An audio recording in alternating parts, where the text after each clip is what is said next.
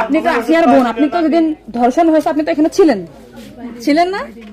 যেদিন ধর্ষণ হয়েছে সেদিন নিয়ে আপনি কিছু কথা বলছেন টেলিভিশনের সামনে, আমরা দেখেছি, সারা বাংলাদেশের লোক দেখছে।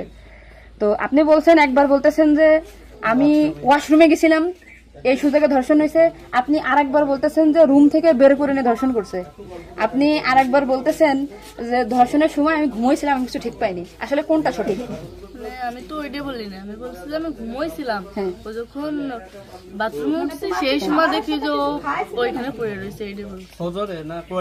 আপনি বলছেন যে সেহরির পরে, আবার বলছেন রাত 2:30, এটা মানে টাইমটা আসলে মানে হ্যাঁ আমাকে দিক তো সেহরি খাই 2টার দিক, আর তারপরের কথা বলছি।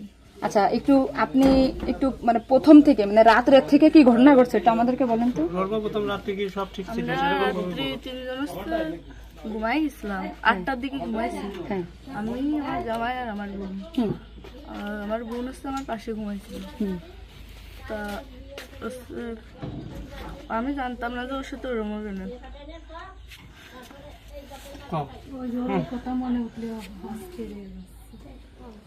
আপনি আসিয়ার বোন, আপনি ওইখানে ওই দিন ছিলেন এক ঘরের ভিতর, আপনার কথা মানে আপনি যা বলবেন সেটাই হবে। এই জন্য আপনাকে যদি ওরা ঘুমের ঘরে কিছু খাওয়াই থাকে আপনি বলবেন যে আমাকে ঘুমের ভিতরে কিছু খাওয়াই দিচ্ছে, আমি ঘুমাইছিলাম, আমি কিছুই জানি না, আমি সকালে উঠে দেখছি এটা। কিন্তু আপনি যদি বলেন যে রাত 2:30টার সময় হয়েছে, আমি তাহলে তো হবে না।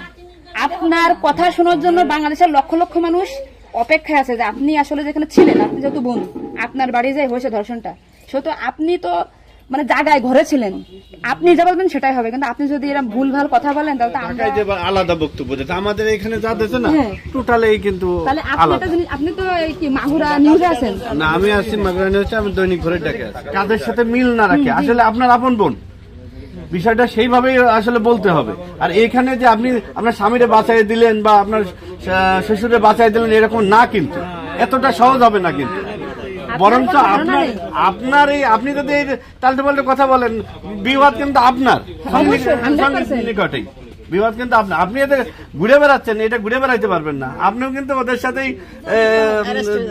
যুক্ত হইতে হবে আপনার। তার মানে উনি একবার বলতেছে কি জানেন, আমি টয়লেটে গেছিলাম তখন ধর্ষণ হয়েছে, একবার বলতেছে আমি আমার রুম থেকে বের হয়ে বিভ্রান্তিতে আসছি, বারে বারে আপনাদের কাছে আসতেছি শুধু এই একটা কারণে। কিন্তু মানে আপনাকে যদি কিছু খাওয়াই থাকে আপনি বলেন যে আমারে খাওয়াইছে, আমি কিছুই জানি না, সকালে উঠে দেখেছি আমি এই অবস্থা।